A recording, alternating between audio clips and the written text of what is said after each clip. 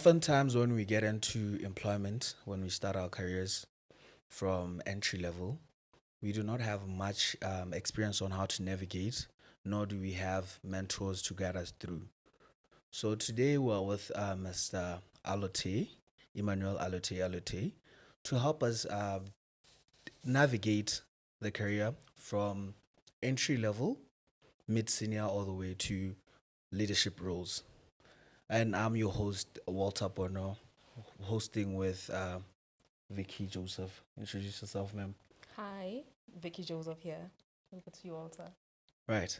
Mr. Alote, please give us a brief introduction, introduce yourself, and then we'll kickstart the conversation. Thank you for having me. Always a pleasure. I think this is part two of our conversation. I think we started off with how to get a job and how not to get a job for those who are looking to get into the workplace. And now we're talking about those who are already in the workplace. So how to progress right from entry level, middle management, and senior management. So that's what we'll be talking about. Yeah, looking forward to it. Okay. So today, the topics, I try to break it down according to mini topics, right? Okay. There's one that looks at Africa, Botswana, the ones that look at career, work, and leadership, all the way to toxicity in the workplace, right? So I'll start with the introduction so that it can flow from the graduate part, right?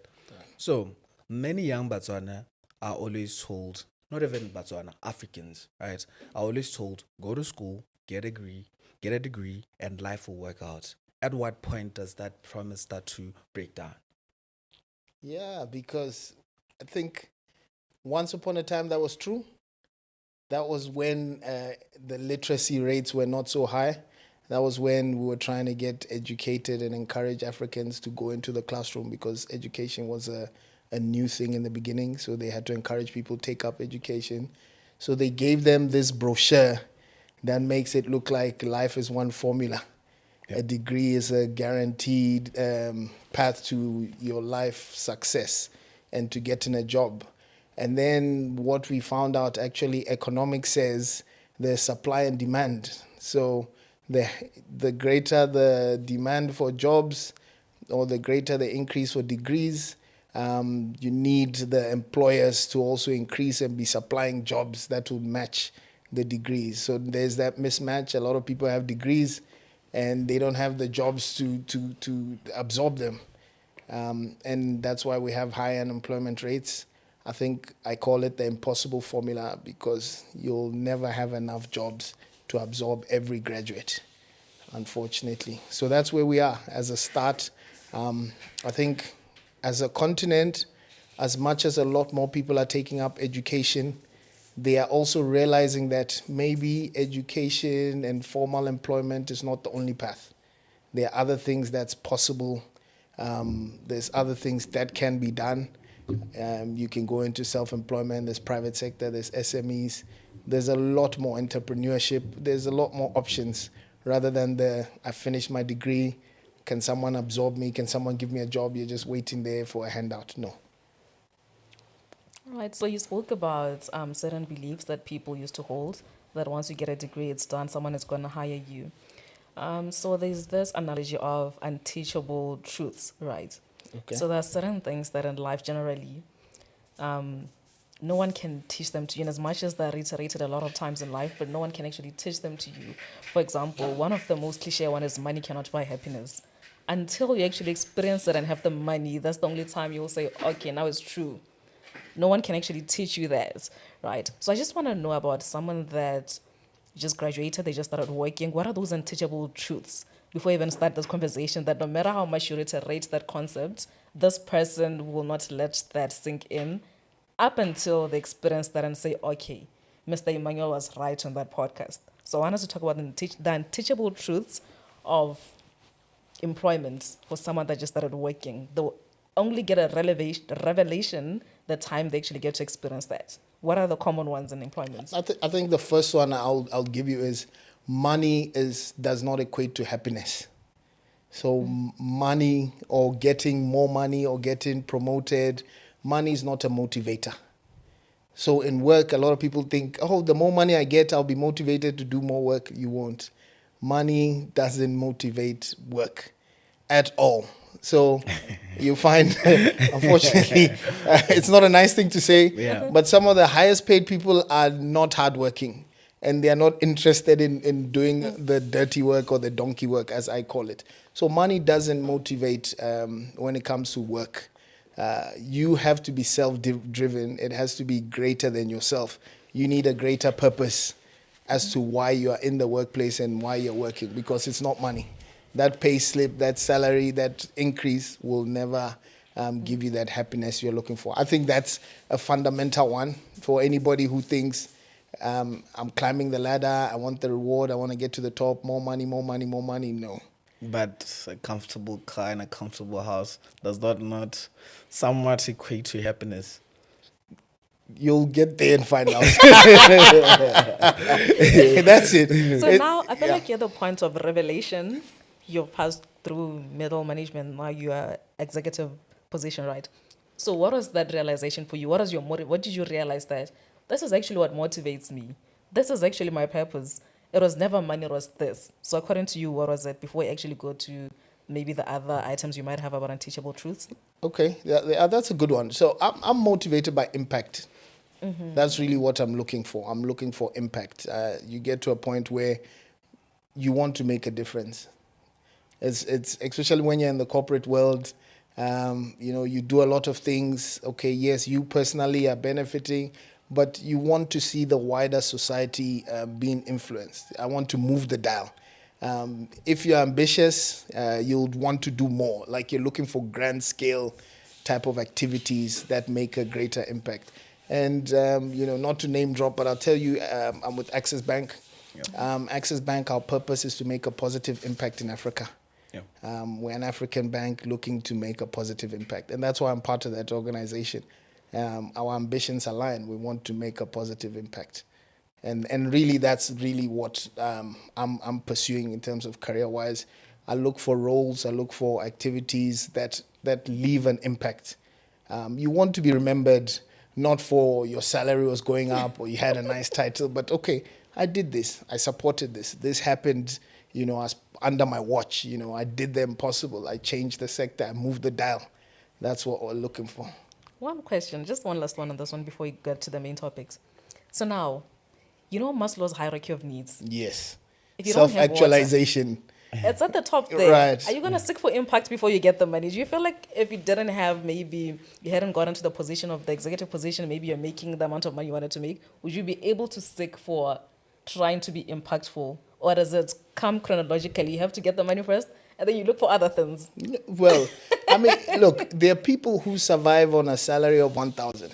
Okay. There are people whose salaries are 2,000. And looking for and it impact, goes though. when I started at the bottom. Okay. And it was at some point where you realize that, okay, this is where I am, but this is not where I'll be tomorrow. Okay. Right? This is not my future. This is not the end of the road. This is the lowest salary I'll ever get in my career, starting at the bottom. It only gets better. So you take what you have, but there's always more. So you don't settle, but it's transitionary. You're not going to remain there. People survive with the basics, Okay. right? If you want me to tell you my story, I'm telling you, I started at the bottom. I'll tell you another unteachable truth. When it was time for us to move up, HR didn't do something right. So some money was left on the table. And I found out much later. And I was so like, what? They've been underpaying me for so long. How? What? I wanted to get upset. Yeah. Unteachable truth. Nobody owes you anything. Yeah. Nobody owes you anything. Even whether it's the HR department, whether it's your line manager, whether it's your supervisor, nobody owes you anything. They don't owe you anything. So you can't be looking at them and saying, oh, why am I still here? Who didn't fix my salary? Why am I stuck? Nobody owes you anything. You have to take your career in your own hands. Okay. So what would you have done better now that you are more experienced? That time when you realized you're being underpaid, what should you have done to take matters in your own hands and make sure you progress and get the salary that you wanted, that you felt you deserved at the time? What could you have done better now? Because So I was actually fortunate that, and I'll tell you another unteachable truth, okay, as I narrate this, right? Your salary is not a secret, okay? Yeah. Okay. You'll make that a mistake if you think you want to keep it to yourself and say, oh, this is how much I'm getting. You're joking. Put it on the table. That's when you realize you're actually being underpaid. That's when you realize that actually they didn't hire you properly. Yes, You signed the wrong things. That's what happened with me, right? Yeah. So fortunately, one of my colleagues happened to see my payslip, and they, because they've been in the organization, they know how the salary scales work, and then they're like, "Hey, man, this is not right. Are you sure you're supposed to be here? Because this is not the minimum you're supposed to be getting. Even if you're at the bottom, you're below the minimum." So that was my point of revelation. I said, "Oh, thank you very much." And then I was able to take that up. But if I was trying to keep the whole, oh, it's my salary, it's my payslip, dude, I would have seen dust. Okay, tell me your story. Okay. Now this is really got me curious. Remember, at some point, so there's a group for accountants, right? Yeah. And me and Vicky have fortunate to be part of it, right? The other time, she wanted to see the benchmark of salaries. Yeah. She asked everyone in the group, to just drop their salaries so that we could see, and as the industry, and so that we can benchmark on how we go about it. And no one responded at all. People just laughed it off. Exactly. That's my point, that people will not reveal their salaries. And they're making a big mistake. And that's why, I'm an advocate of the 4,000 minimum wage. Yep. Because there are people, they're getting 800, another one's getting 1,000. Another one in another shop is getting 3,000. It's not standardized. And that's how they take advantage of people. Yeah. When you talk about cheap labor, etc., etc. Now, as a group, as a collective, that's why, unions are so effective, because they can negotiate and bargain for people and say, give us all 10%. Now you're there, you're thinking you negotiate for yourself. Yeah, maybe they do you a favor, you get 20%, but then what about your neighbor? And we're all trying to come up, we're all trying to be gainfully empowered, and we're leaving people behind because they are holding on to what they think their salary is a secret. Your neighbor is making 3 times what you're making. Exactly. And doing less work. and you're doing. Yeah. Okay. It I shouldn't always be a complain secret. and say BK doesn't speak for us, but no one is sharing. We don't know anything. We don't even know the benchmark. Nothing is there. We have no data on that. Hey, I think because there's no benchmark, there's nothing. There's really no bracket. I think for doctors and for people in government, it's better because there's like a Your scale, scales, yeah. right? You'd know if this person is in D4, C4, whatever the scale might be, Yeah. and it gives, even with the number of experience and qualifications, it gives a clear idea on where you should be, right? Now with our industry now, with people who are working in the private sector and all that, it's so difficult to really figure it out. Yeah, honestly, I think where we've been missing it is private sector. Private sector needs some form of structure. Yeah. Because as much as it's their business and they are for profit, they also need the HR type of setups that will empower their employees. Yeah. It shouldn't be only government improving people's livelihoods. The private sector needs to do their part. There's a lot of people not enjoying the full benefits of work because they don't have access to these formal setups, like when do you get a salary increase? There's something called inflationary increase. How can you be on the same salary for so many years and there's no clause that says at least annually we should increase your salary? How are you supposed to live? You've been getting the same amount 5-10 years, but government guys guaranteed salary increments, other people get it. So why should private sector be left behind? So although you'll say there's a lot more money when you're working private sector, there's a lot of people that are actually not benefiting because there's no guarantee every year will give you a salary increase compared to other industries. Okay, right. I think let's take one more, still under like the labor reality, and then we can move to the next topic, right? So Botswana produces thousands of graduates every year, yet unemployment remains high. From your perspective, where exactly is the disconnect between education and the employability? I mean, we talk about knowledge-based economy. Yes. people think it means degree economy. The knowledge, we're not talking about just having a degree. So when they say, oh, knowledge-based economy, people are not able to measure it. So they're quick to say, oh, how many people, how many graduates do we have? What's the literacy rate? That's not what it's about. The knowledge should be translated into value. The ideas should be translated into productivity. That's when you say knowledge-based. It's ideas that are generating value with less reliance on mineral wealth and natural resources. So, for example, we have Silicon Valley in the US. Of course, that's where all these Apples, Amazon, they're using their ideas. It's intangible. Right? That's an example of knowledge-based revenue generation. So a lot of, well, Botswana's not the only one. So when we say we want to go into knowledge-based economy, most people are translating it into we want everybody to get a degree. And then they'll be working, they have a degree. No, that's not what it's about, right? We need the ideas to translate into value. One of the things we don't have is high-tech imports. So at least we now have a spaceship that we launched, right? We should be developing it here. We should have a space station where we're developing rockets. That's knowledge-based. We should have IT manufacturing. That's knowledge-based that we're able to export. That's really what it's about. And not just, oh, do you have a degree? Everybody has a degree. No, because it's not translating to value. And even graduates are not even able to use that information they have. And they're sitting there like, oh, I'm unemployed. Yeah, but what's in your head? Okay, it's the knowledge. Okay, can you translate what you know into value? But then you know what the challenge is? I totally agree with you. Yeah. But you need to reach a certain level of self-actualization to be able to apply what you're saying. It reminds me of how people always say that being academically smart or getting good grades does not equate to intelligence.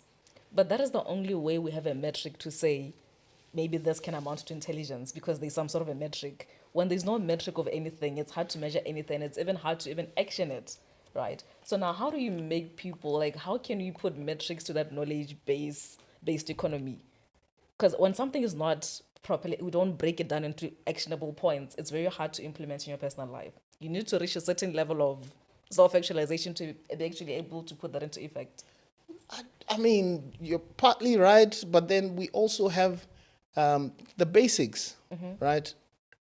Skills are transferable. So you've studied management, or at least there was one module about management in your degree. Okay? Everybody has access to a farm, or you know somebody who's in farming. You can translate or transfer that knowledge to that farm and upgrade the farm and improve the farming practices, the methods there. You can use that knowledge. You don't need to, there's no actualization. You can directly translate, this is how we manage our stock, this is how we do stock taking, this is how we manage our animals. Like direct application of that knowledge, which nobody's doing, right? A lot of graduates are sitting, they want to go into formal employment, they want to wear suits, they want to go to an office, but they have knowledge that they can apply in their backyard, in their neighborhood, in their environment, and nobody's going for that. And nobody's teaching that as well. So what can the government do to enforce this knowledge-based economy? Maybe that's the right question to ask. Because they've given people a way of getting the degree, now they're done. Now people are willing to get jobs. So how can people have that shift in the way they think to say, I can actually apply this? What can be done by the government? I think the government is doing their part, right? Yep. I mean, the government has put in schemes to empower. They put in zones, special economic zones. That's to encourage, to say, if you want to do something in this zone, we'll support you. We'll give you some rebates, etc., etc. That's what the government does. They facilitate. They put in the system, the setups for you to actually take it up. That's their part. You can bring the horse to the water, you can't make it drink, right? Okay. I have something to say. Okay. As much as they are schemes, right? There are schemes available. I think a way in which the government can pivot from the way we are right now is to now we can take it back a few steps to high school, right? Okay. Before they even apply for college, before they even get to college, they can now start applying that these students should now learn everything, including entrepreneurship. They should get into a space where now entrepreneurship, applying skills is more cultivated compared to, because I think even if you take it back to high school, right, in terms of the public school system, it's still based on you pass, you get your 48 points, you go to a good school, and then you get a good job, right? It was still following this sort of the same route until you're only going to open your eyes probably either college, after college, or Sometimes never. sometimes never. Sometimes you don't even get a chance to realize that. So if we can go back to the root cause, go back to a little few steps around high school, then maybe that's where we can cultivate it better. We can program that no, getting a job is not the only way to go about it. So I would say, I think there's courses like business studies in junior school. There's agriculture. I know they allow them to have plots where they can try and practice farming. There's art. There's design and technology. What we don't have is the next step after that.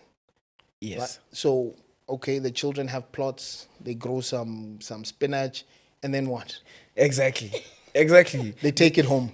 They take it home and then they get the marks. And then That's it's it. done. Then it's It was done. for the marks and Yes. taking it home. Home economics was for cooking and eating at lunch. Done. Yeah, they don't even sell the food. That's Yeah. So that's where there's somewhat of an opportunity to empower people. So if each school is allowed to have a market whereby they can showcase their goods and sell their goods, or allow students to sell their goods, they can generate income and realize that, oh, actually, I can go into business. I can do this. If I can do it in school, I also have a little plot of green grass at home. I can also plant the same thing. It grows, I can sell. And they're generating that entrepreneurial spirit, and they're able to do more. Take, for example, artists of today. I didn't do art. I don't know how to draw. But these guys who are famous artists now, they started somewhere. Yeah. There are people in junior school who did art. They can draw. But none of them took it further to say, okay, let me start my own portfolio. Let me do my own show. I draw this, and take it up. They didn't do that. How much more home economics, right? They could be cooking. You're good at cooking. You'll sell that food, right? Yeah. And for me, these are opportunities not necessarily based in gaps in the city, but in the outskirts, in the remote areas. This is an income generating opportunity for students, for families, right? To say, look, I can start, I'm doing well, I can, make money on the weekends, I can do something with my talent. And that is now where you're using the knowledge and translating it into productivity, translating it into value. That's the next SME. And from SME, you grow and you become a private company, and it keeps growing. Yeah. Right, before you go into the mainstream questions, just one Yeah. quick one. I don't know if you're allowed to speak about it. Go ahead. So for Pull Up Pitch, how many of those business ideas do you find compelling? Do you think we're moving forward as a knowledge-based economy? So for those who don't know, Pull Up Pitch, it's the first venture-based business SME startup show. So they're offering 250,000 for a setup, an SME startup, for equity capital to support them. A lot of people haven't tested the market. So they have ideas, but do I have a captive market? Can I sell today? Can I sell tomorrow? Can I sell next year? Will my product continue to sell? It shouldn't be a once-off. A lot of people's ideas are somewhat once-off. They're somewhat untested. They're still raw. So recently we gave them something we call the Judges Challenge. We told them, go out into the market. You said, okay, this is your concept. Go and get 50 letters of intent, or get 50 people who are willing to commit to buy your product in the market. And, so show me that you can actually sell. Hey, it was tough, huh? It was very tough. A lot of them came back and said, okay, we want to change our idea. Because it's not that easy. So yes, entrepreneurship is always encouraged for those who Okay, you say you can't get a job, go into entrepreneurship. Yes, it's not that easy and it's not that straightforward. There's a lot of work that goes into it. Even when you talk about innovation, innovation is a nice buzzword, but in practice, it's something else. When you say translate or innovate or change or turn something into value that hasn't been there, it's a lot of work, and people really have to apply themselves. You can't just sit up, wake up, and say, "This is what I'm going to do." There's a lot that goes into it. Okay. Right. I think now, since we're already past that, Yeah. right? Now we're done with the knowledge-based economy and the reality around it. Let's get to now when you have a job, right? Yes. So many young professionals confuse jobs with careers, right? How should a young African think differently about building a career in an economy where there is limited upward mobility? That's a good question. Yeah. But so there's no one answer. Yeah. Okay. Everybody's path is different. There are those who find diversity to be an option for them. Yeah. There are those who find loyalty to be an option. Yeah. So some people are willing to stay in one organization and grow, or through vintage, arrive at the top. Yeah. There are others that prefer to gather experience and exposure as much as possible. There are those who are looking for immediate returns. There are those who are looking for recognition. So depending on what you're looking for, I believe there's enough companies or there's enough opportunities in the environment that can cater to that ambition, whatever your ambition is. But it starts with you. So in your career, you need to decide, what are you looking for? What do you value most? Aside from money. Because that money thing, if you get caught up with money, you're going to miss it. Yeah. It can't be about money. And then you'll say, okay, in 5 years, where will I be? In 10 years, what does it look like? In 30 years, where would I be looking like? In some industries, okay, for example, in financial services, there are only 12 banks. Yeah. So if you're going to work in banking for the next 30 years, you only have the option of 12 companies to work for in 30 years. So if you want to divide it, you'll say, every 3 years, maybe I work for one company. So I'm able to switch companies, so I last for 30 years, right? So if you don't really stop and look in the long term, you might find yourself burning out. You might find yourself dropping out, because some people actually retire early. You might find yourself disengaged. So some people end up saying, hey, I don't know why I'm here. I want to stop. I want to do something else. But there's a lot more you can give. Yeah. So you need to look at the end from the beginning. That's how I'll put it. Look at the end from the beginning as you're starting off, and then you take the steps. Of course, you cannot guarantee tomorrow, but one step at a time. Okay, so the beginning as in the time you actually start the job. Entry level. Yeah. Then that's when you assess where do you want to go with this career. Correct. Right. Okay. Adding on, follow up on the loyalty part, right? So in terms of loyalty, right? When you stay a long time with the company, at what point does it become a liability rather than a strength? When you've been long enough in the company. Yeah. Yeah. I mean, there's nothing wrong with longevity. So I'll tell you, one of the reasons why I joined banking was because I saw it as a career. Yeah. I was able to say, you mean to tell me somebody has worked here 30 years? Yeah. Like, that means this is a career you can say, I'm going to do this for the rest of my life. Yeah. It's not one of those you're there and then the company can close down or something happens. So you have some form of assurance that there's some longevity. Yeah. It's a career. Yeah. So you can say, I've been there and I retired. Because once upon a time, a teacher, you can teach in one school till you retire. You're a nurse, you can work in one place till you're a doctor. So when it comes like professionals, there's some level of longevity. Yeah. Right. So when you're in a company, as long as there's reciprocity, because loyalty is two ways. Yeah. You can't say you're being loyal and then the company doesn't value you, right? They must also be demonstrating that they value you. They are adding to you. You are adding to them. Yeah. When you stop learning, when you stop adding value, when you stop seeing the value in what you're doing, when you start disengaging, when it becomes toxic, you know your time's up there, because you're just now not only as a liability to the company, but even to yourself. You're struggling to wake up. You're in the office. You're just dragging your feet, and then it begins to show. Your performance drops. The company metrics go down. All of a sudden, now they don't like you, and then it just spirals out of control.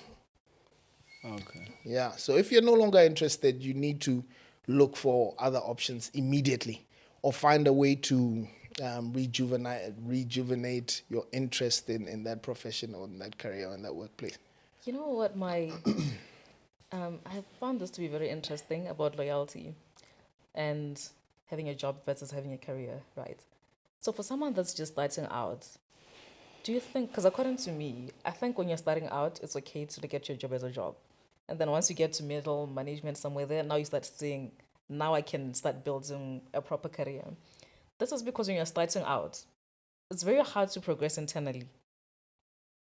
The chances of you getting a better salary are if you change jobs compared to loyalty. This is what I've seen to be happening, especially in the accounting space. Yes.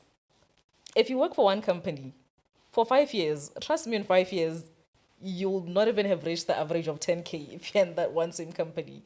But someone that has changed jobs after 1 year, you've realized that they've actually advanced more, they've learned more new things. That one person has worked in a big company doing accounts receivables for 3 years, and they're still earning less than someone that changed jobs, learns a couple of things, now they're able to do financials. So that is the question that I'm trying to understand. Is it okay to pursue a career when you're starting off, or later on in your life now once you have stabilized? And then what is the quickest way to get, because the truth is when you start working, you're looking for money. You're not looking for anything else but money. You're trying to get 1, 2, 3, 4. Which is the mistake people make. I think it's an unteachable truth. You'll never get it until it happens to you. All right, before you answer, let me add on to that, right? It even aligns to the first one about disclosing your payslip, right? Mm-hmm. So oftentimes, even with money, when you've been there for a long time, right, you don't get as much increment as you would, right?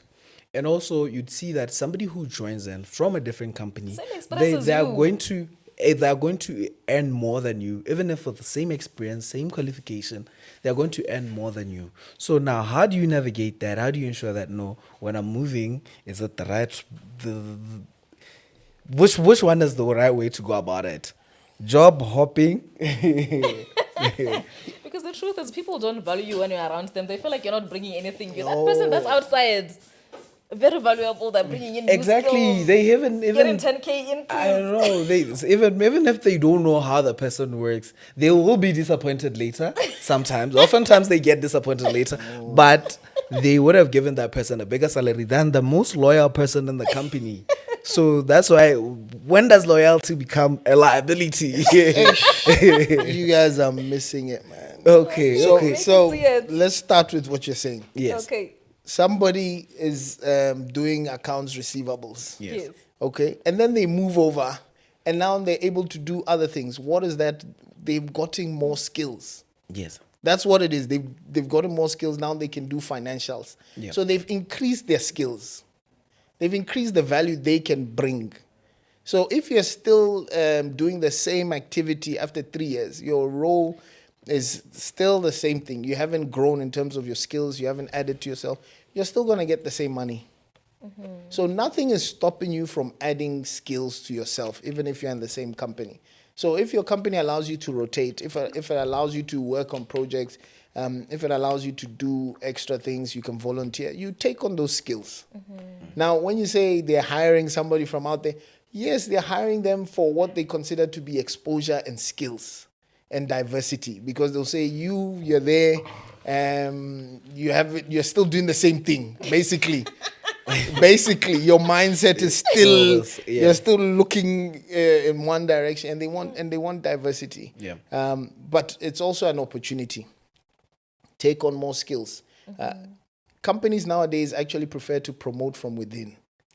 So before they go out, they'll rather promote from within. So you want to tell me that you couldn't get that job, so they had to go outside. Basically, they say, there's nobody here who has the skills or expertise. Then they say, no, we have to advertise outside. And then they get somebody random that was your classmate who's now going to be making... Your boss. Yeah. Right? So it's all about getting skills. That's really... So when you started at the bottom, when you're entry level, you are trying to gather as much skills as possible. And the person who gets the most skills wins. So that's the competition. Can I do this? 1, 2, 3, 4. You're counting the number of things you can do. Because guess what? At the top, then they say, oh, you have experience. What is experience? Experience is the skills that you have been practicing. So then they say, oh, did you know ABC? You say yes. Did you do 1, 2, 3? Yes. Did you do XYZ? You say yes. And you did it in like different areas. So you talk about, I got this skill when I was here. Because they always ask you, give me an example of a time when you did what. Yeah. If you haven't gotten the skills, you can't reference anything. If you've been doing one thing, you don't have enough examples. And that's how people get caught out. And then they wonder why. Get the skills and you'll grow. The money will come because it's an investment in your future. So that's a career. It's an investment in your future. The nice part, I think, about loyalty is when they want to make partner, especially in accounting. Yeah. Right? I mean, even you look at the local markets and the accounting firms. Some of the local partners, they've been there. They'll tell you, I've been in this organization 20 years. I'm now the partner, managing partner. I started off, I'm here. I always give the example of the late governor of Bank of Botswana. She started off as a receptionist. Yeah. She made governor. So loyalty can pay as long as you're gathering the skills. So a lot of people, they don't gather the skills. They're just sitting there and then they're wondering why nothing is happening. And they think it's the money that is, no. And it's not the company that is causing you to get a 10x salary increase or just because you hop. Mind you, with this economic environment, job hopping is not the same. Actually, people are job hugging. People are holding on to jobs. So vacancies are not as they used to be. So I think it's a fallacy when you think people can job hop any and anyhow. It's not. You are hopping if you can add value. And even before they poach you, you must be really special because they're like, hey, there's enough graduates, there's enough cheaper people we can hire, there's enough people we can promote from within. And then for them to bring you in, you must be bringing like some diversity into the organization. That's really how it is. It's all about skills. Yeah. The more skills you acquire, it causes you to stand out. That's how you differentiate because you have to know what's your competitive advantage. Everybody has a degree. Everybody has a master's. Everybody has been doing the same X, Y, Z. Okay, we're still with the same number of years of experience. So what's different? So why you? It's not your English. It's not your looks. So what is it about? What makes you different? And you say, but I worked, I did some time with this company. I spent some time in our business in South Africa. These are the things you bring in, and then all of a sudden they're saying, this one has more than this one. And that's how people climb the ladder. Gone are those days. In terms of when they just, bring people in, pay them extra. With HR nowadays, they actually are intentional about the disparity within roles. So if everybody's in the same level, they don't want to bring somebody that's, above everybody else. Now they're counting costs. They're looking at costs and saying, no, that, somebody's an outlier. We want everybody to be leveled or balanced. So gone are those days where somebody will just be an outlier. Tomorrow when they want to cut costs, they'll be saying, hey, that person is so expensive. Let's look at, then you become a target. Now they want to cut off the most expensive person. That's something that I've always talked to Walter about. When you work for I don't want to say this in an incriminating way. Yeah. So when you work for a company, it's not a big company, and then it's probably a newly developed role, and then you realize that it's quite paying more than the average salary there. Do you think that's a risky job to take? It's not risky if you're able to demonstrate value. People don't have a problem with paying as long as there's a reward or there's value being added, they'll pay you. You're giving them results, they'll pay you.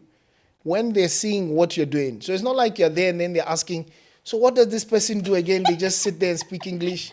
They sit there in their aircon. They sit there carrying a briefcase. If they can't see the value, that's when it becomes like, you're overpaid. This one we don't see. No, but if you're bringing value, you're bringing in customers, you're bringing in profitability, you're bringing in efficiencies. Okay, quick one now. Yeah.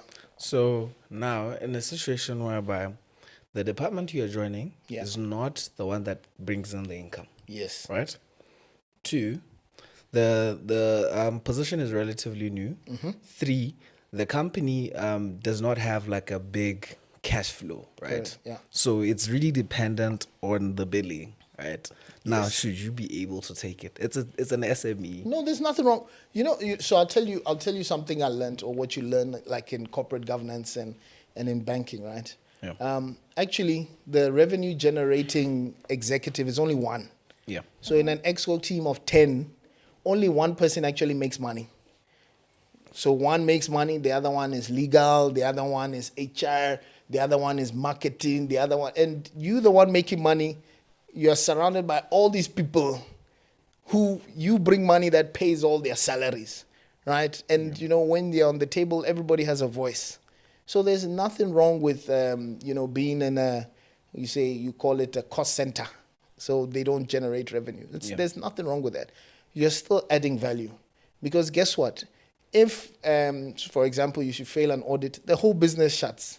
If, there should be a gap or a lapse or a loss, the whole business loses. So everybody has a role to play, and everybody adds value. As long as your value can be demonstrated, nobody has a problem with paying. And that's how it is. Look, depends on the problem you're solving, you're adding value, they'll pay you. Money is not a problem. As far as I'm concerned, there are people who get paid for what you consider to be nothing, or you'll say, but if they don't do their job, you will learn. If they are not present, you will learn. If there's no auditor, if there's no lawyer, then you'll know that you can't even do anything. If there's no compliance person who deals with the regulator, but you'll be like, but every day they don't do anything. But that one time when you need them, that's when you'll know their value. But you know that it's easy for that to happen in a bigger company that has a proper risk register and understands the impact of not having something. Yes. Most organizations outside of the bigger ones maintain a risk register that understands the impact of not having something. So therefore, the value of this person cannot come from this other way to say if this person is not there, then this can happen. But in actual fact, it's seen from the cost side to say this person is costing us more, but it's not like every day. Let's say I'm in internal audit. It's not like every day you're looking at the policies, you're looking at the controls. What are you doing on a daily basis? UACA, we're paying you, let's say 45K or 50K. So what does this person do? Maybe we should just cut them off and consult with an accounting firm once or twice a year. Because they're not looking at it from the other way, they're looking at it from the cost side. Unfortunately, when a business is looking at cutting costs, you know that they've lost focus, as far as I'm concerned. Because you can't solve profitability by costs. I know cost income ratio is a ratio of cost or income. But if you want to grow, growing is getting more business. That's what your focus should be. Before you start saying, I want to cut costs, go and make more money. If you're making more money, you can absorb that cost. But the problem is when you're not getting enough customers, you're not making enough money, then you start looking around to say, hey, we need to stop eating salad. We need to stop, now you want to cut. Can you go and make more money? Can you get a salary increase? Can you get more business? That is really what it's about. That one I had to learn, the hard way, right? When the business is not doing so well, most people default to let's cut costs. You were never overweight. It's just that the money slowed down. So go and make more money. Yeah. The money will cover all the costs, will cover all the expenses. But then once your money starts drying out, put your effort on recovering on the money before you say, no, let's cut. And then you cut off your bone and then you can't even stand. And then, look for business. So I always advise, before you start talking, cost, efficiency, can we go and look for money? Please. fair. Yeah, because that's how you end up closing business. That's how you end up closing shop. You cut, and then you're like, Let me just close. yeah, why are we here? Now it doesn't make sense to be open because you're like, I don't have a CA. So why do we have an office? Okay, we don't need to pay rent. Okay, why do we? Then all of a sudden it's like, okay, we'll do online. Then why are you existing? Right? Okay. Yeah, it's a slippery Right. slope. All right. Now let me let me touch one more. Go on. Right. Yeah. And then we can move to leadership and power and workplace culture. So salary growth versus exposure. Right. Yeah. Why is exposure more valuable? And how do young people avoid being exploited in the name of exposure and getting experience? So I believe exploitation is a perspective, because technically I mean, you can't be exploited if you see yourself gaining value, Yep. right? If you believe you're benefiting, you won't call that exploitation. So when you can't see the value to yourself, Yeah. then you'll say, no, man, I'm being exploited. If you can't see what you're doing or what the reward is or what your long-term benefit is, then you'll say, no, man, I'm wasting my time here. I wouldn't even call it cheap labor, right? Everybody's learning something at some point in time. Okay. The question is, can you see the value of what you're doing? Yeah. You're not being exploited per se. You're gathering knowledge. They're teaching you something that you didn't know. And when they say do this and do this, you're learning something that you didn't learn before they gave you that assignment. Yeah, so maybe they're not paying you. But once you leave, you're able to do that or replicate that activity that you learned from them. Okay. If you can translate it, if you can use it, that's value to you. But if you find that, I've been doing this, I'm not learning anymore, I know how to do it, they don't want to absorb me, they don't want to reward me, it's like, okay, I'm stagnant, then you're being exploited. Okay. Follow up and then we move, right? So, in terms of when you join in entry level wise, right? Yeah. There will be a job that pays a really good amount that you can now elevate better and all that, right? Yeah. And then there's the other one where you learn a lot, right? So which one would be ideal? You want to learn a lot. Okay. And then before we move on, you know what I want to ask? For someone that's in middle management, the most important thing right now over and above the money is work-life balance. So what is work-life balance and how would you define it? I wouldn't even call it the most important thing. Actually, a lot of people in middle management are actually stuck, right? Because we have a diamond-shaped structure in a lot of companies. Yep. So it's so easy to get the title manager. Think about it. You start off as an analyst, 1, 2, 3, 4, then they call you supervisor, then they call you manager, and then everybody is called manager. It's only few people that progress to the next level, director, principal, vice president. No, everybody then is a manager this, and then we're all stuck looking at each other. So there is a middle management buoyancy. So everybody is there, and they can't progress. They shouldn't be looking for work-life balance. They should be looking how to get out of that. Because you're going to be a manager for a long time, and then later on they'll say, hey, this one is a manager at this age.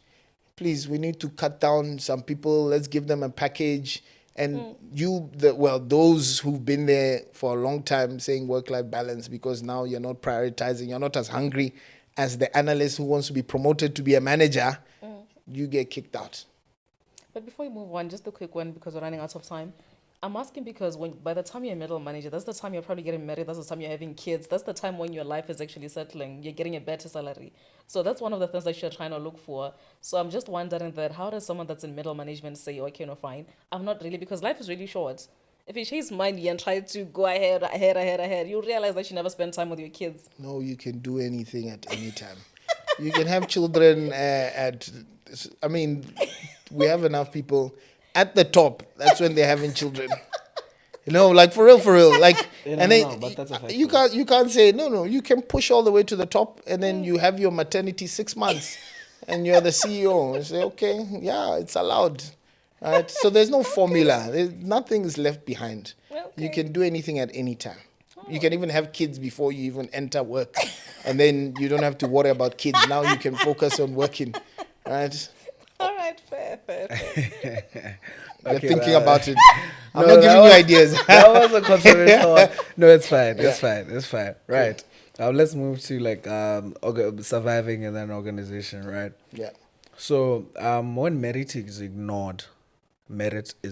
Yeah. How do you stay motivated and avoid being that beta employee who's always disengaging? yeah, that's a good one. I think you need to find purpose. Yeah. You need to find purpose, because there's some times where you're like, I'm working here, I'm putting in all the effort, I'm breaking my back, nobody sees me. But there is always somebody who sees you. If anything, you should know that you're working for yourself. It's going on your CV. When you get interviewed, there's nobody around to vouch for you and say, you know how to do it. It's you. So you'll be the one saying, I have experience doing X, Y, Z.